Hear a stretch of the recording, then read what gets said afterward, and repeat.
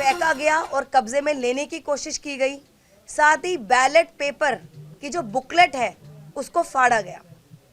तो बहुत ही दुर्भाग्यपूर्ण है कि आज फिर वही सब हुआ जो कल शाम से लेके पूरी रात तक से लेकर अभी तक जद्दोजहद हमारी चलती रही कि सुप्रीम कोर्ट के पालन का हम आदेश का पालन करें और साथ ही सारे चुनाव करवाएं, और उस आदेश को पालन नहीं हो पाया।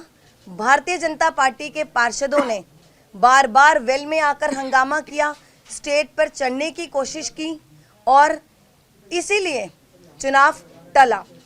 पूरी रात हम इस जद्दोजहद में रहे कि चुनाव हो और 13 बार सदन को स्थगित किया गया। आज फिर वही सब हुआ जो भारतीय जनता पार्टी पिछले 2.5 महीने से सदन को असंवैधानिक तरीके से और गैर कानूनी तरीके से चलाने की कोशिश कर रही थी। अभी भी संविधान की धज्जियां उड़ाई गई और सदन में मर्यादा का पालन ना करते हुए स्टैंडिंग कमेटी का चुनाव टला और आज फिर वही दिल्ली की जनता का नुकसान हुआ जो पिछले 2.5 महीने से दिल्ली की जनता के जो काम है नगर निगम के रुके हुए थे। इस वजह से अब फिर से दिल्ली की जनता का नुकसान होगा। हंगामे की वजह से, तोड़फोड़ की वजह से, और पार्षद जिनके मैं नाम भी आपको बताना चाहूंगी, रेखा गुप्ता जी जिन्होंने पोडियम को तोड़ा, अमित नागपाल जी जिन्होंने बैलेट बॉक्स को उठाकर फेंका और अपने कब्जे में लेने की कोशिश की, साथ ही जो बैलेट पेपर की बुकलेट है उसको फाड़ा। तो इन सब पर भी हम अगले सदन में जब हमारी बैठक होगी उस पर हम विचार करेंगे। और आज अभी थोड़ी देर पहले हमने सदन को कल सुबह तक 10 बजे तक स्थगित कर दिया। धन्यवाद। आप लोगों का कोई प्रश्न? ये सवाल लगातार सामने से आ रहा है कि आपने 47 वोटों में मोबाइल फोन्स का इस्तेमाल करने दिया, सीक्रेसी ऑफ बैलेट का वायलेशन हुआ, और अगर आप थी तो फिर मोबाइल फोन्स पे बैन दोबारा क्यों किया आपने? ये उनकी तरफ जी देखिए, किसी भी एक्ट में कहीं भी नहीं लिखा गया कि मोबाइल फोन वोटिंग में बैन होते हैं, बेशर्ते वो साइलेंट होने चाहिए। तो रोका, कोई रिस्ट्रिक्शन नहीं लगाई गई थी और आप साफ साफ फुटेज में देख सकते हैं। मैंने कहा था आप अपने विवेक के हिसाब से मोबाइल फोन ले जाना चाहते हैं तो ले जा सकते हैं, नहीं ले जाना सकते तो नहीं ले जा सकते। उन्होंने बेफालतू में इसका मुद्दा उठाया। अदरवाइज हमने अपने वकीलों से भी सलाह ली, उनको कंसल्ट किया। कहीं भी ऐसा प्रावधान नहीं है कि मोबाइल फोन वोटिंग के दौरान नहीं अंदर ले जाए जा सकते। ये अब मतलब बिल्कुल शुरू से चुनाव कराने की प्रक्रिया को क्यों नहीं माना जा रहा, उसके पीछे क्या टेक्निकल कारण है, अगर वो समझा दें? जी देखिए, जो वोट डल चुके हैं हम उसको इनवैलिड कैसे मान सकते हैं, और कोई हमारे पास कुछ ऐसा लीगल रीजन या कोई वैलिड रीजन भी तो होना चाहिए था कि हम उन जो वोट को जो बॉक्स में डल गए हैं हम उसको इनवैलिड करार करें। तो हम ऐसा कोई लीगल रीजन दे ही नहीं पाए थे वो पार्षद।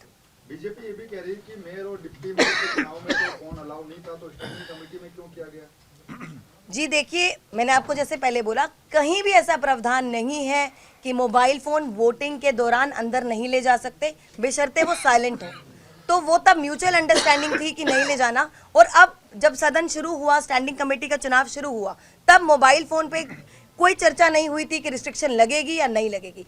और आपको ये भी बता दूं, 40, 45, 47 वोट डल चुके थे, उसके बाद भारतीय जनता पार्टी के पार्षदों ने मोबाइल फोन का मुद्दा उठाया। ये भी बहुत बड़ा प्रश्न चिन्ह लगाता है। तो कल जो सदन की बैठक होगी दोबारा से चुनाव होगा या फिर जितने वोट पड़ चुके हैं उसके आगे? जी देखिए, जितने वोट डल चुके हैं हमारी पूरी कोशिश रहेगी वहीं से उसके आगे से वोटिंग शुरू होगी। मैम लगातार, क्योंकि कल से आप लोग यही बात कह रहे हैं कि जितने वोट डल चुके हैं उसके आगे से वोटिंग हुआ। आपने 6-7 बार हाउस भी एडजस्ट किया, 13 बार एडजस्ट। अगर कल भी यही स्थिति बनी रहती है, क्योंकि बीजेपी दे आर सेइंग कि हमें स्क्रैच से शुरू करना है, 0 से आप 1 से शुरू करिए दोबारा।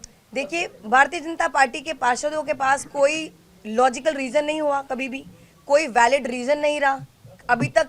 पहले भी जितनी बार भी सदन स्थगित हुआ है, असंवैधानिक तरीके के लॉजिक दिए गए, गैर कानूनी लॉजिक दिए गए। तो अगर कोई ऐसा लीगल रीजन होगा तो हम विचार करते, कुछ ऐसा लीगल रीजन है ही नहीं कि हम उस पर विचार करते। नहीं, एक चीज ये है कि भाई आपने कभी ऐसा कभी सुना है? ये अपने आप में एक हास्यास्पद और तानाशाहीपूर्ण मांग है। कहीं किसी बूथ पे वोट पड़ रहा हो और अचानक 100 लोग आए और वहां नारा लगाने लगे, कहने लगे कि साहब ये वोट जो अब तक पड़े इसको कैंसिल मानो और फिर से वोट कराओ।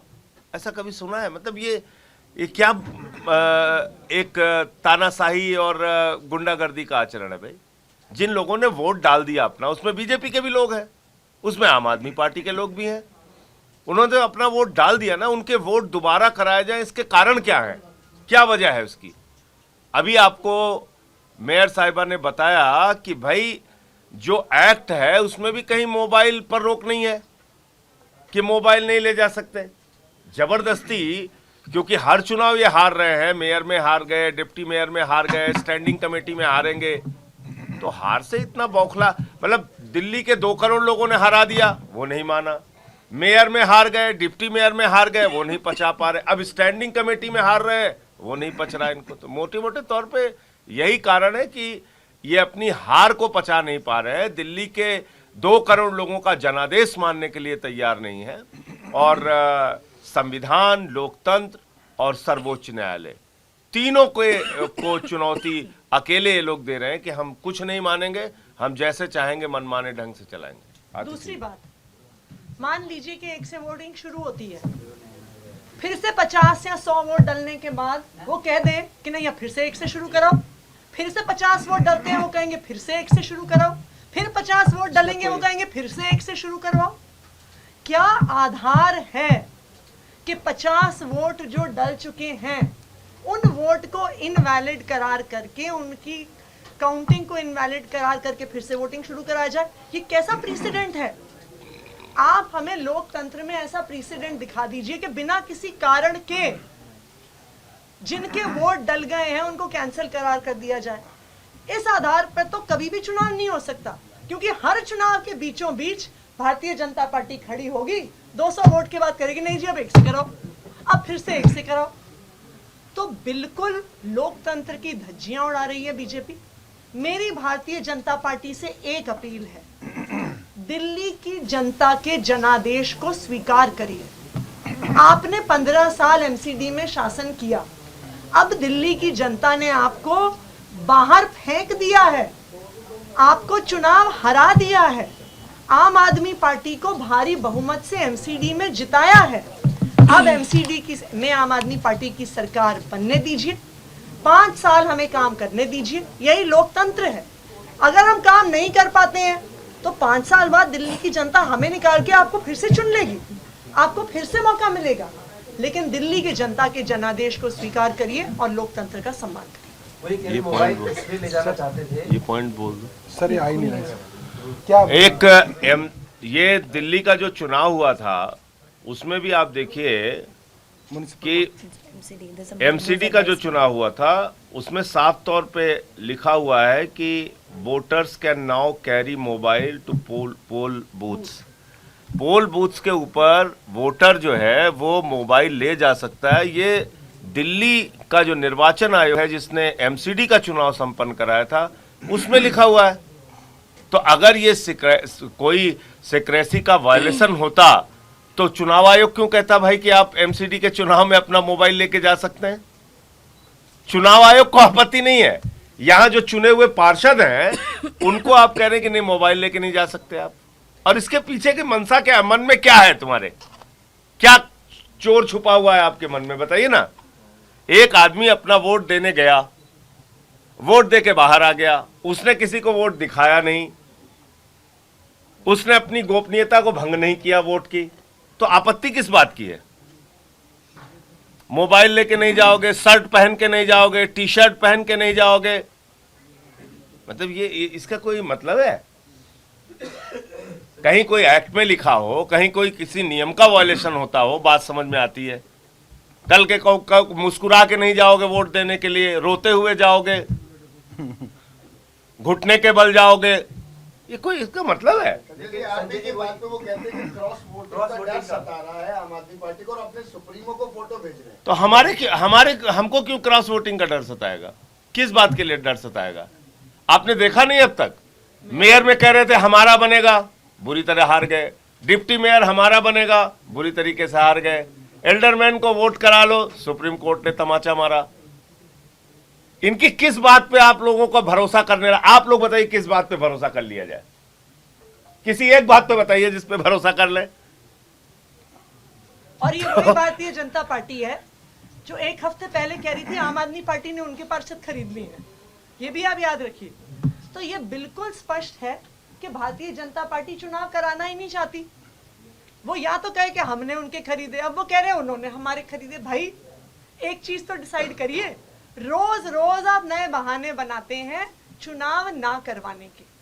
क्यों? क्योंकि जो भारतीय जनता पार्टी की एमसीडी की चुनाव में हार हुई है उसको भारतीय जनता पार्टी पचा नहीं पा रही है। हमारा उनसे एक ही आग्रह है, दिल्ली की जनता के जनादेश को स्वीकार करिए, 5 साल विपक्ष में बैठिए। ट्वीट किया था। अच्छा देखिए, एक और बड़ी मजेदार बात बता दें। कल हमारे 150 वोट थे, 150 वोट पड़े। भारतीय जनता पार्टी खरीद फरोख्त की राजनीति में इतनी उत्साहित रहती है, उसने अपने ऑफिशियल ट्विटर हैंडल से कहा कि देखिए हमने 4 यहां खरीदे, 3 वहां खरीदे। मतलब आप सोचिए, वो पार्टी खुश होती है बताने में पूरे देश और दुनिया को कि देखो हम दुनिया की सबसे बड़ी और सबसे भ्रष्ट पार्टी है, सबसे बेईमान पार्टी है, कि देखो इनको 150 वोट तो मिल गया, ठीक बात है, लेकिन हमने 4 यहां खरीद लिए, 3 वहां खरीद लिए। बताओ आप, ऐसी पार्टी, मतलब दुर्भाग्य है कि ये लोग इस देश में अपना राजनीतिक दल चला रहे हैं। और क्या कह सकता हूं मैं। चलिए कि आपने जो कहा कि रेखा गुप्ता और अमित नागपाल की कार्रवाई, क्या कार्रवाई हो सकती है? जी, अगली बैठक में हम इस पर विचार करेंगे, क्योंकि जो कुछ उन दोनों ने सदन में किया वो सदन की मर्यादा के खिलाफ था, और साथ ही सुप्रीम कोर्ट का जो आदेश था उसका भी पालन नहीं किया गया। उन्होंने बार बार कोशिश करी कि चुनाव टल जाए, और बार बार इसी वजह से हमें सदन को स्थगित करना पड़ा। और उन्होंने एक्चुअली में कोर्ट ऑफ कंटेम्प्ट करा, जो बिल्कुल गैर कानूनी है। तो हम इस पर विचार करेंगे अगली बैठक पर। 16 घंटे में हंगामा नहीं रहा तो क्या कैसे सुनिश्चित करेंगे कि कल की कार्रवाई ठीक से सुचारू रूप से करें? जी देखिए, हम तो हर बार की तरह इस बार भी फिर चाहेंगे कि शांतिपूर्वक तरीके से चुनाव हो। जैसे डिप्टी मेयर मिला है, डिप्टी मेयर मिला है, स्टैंडिंग कमेटी के चुनाव भी शांतिपूर्वक हो, ताकि दिल्ली की जनता का जो काम नगर निगम का रुका हुआ है, सारे उन कामों को हमने ऑलरेडी शुरू कर दिया है, ऑफिशियल तरीके से हम उन पर कार्रवाई कर सकें।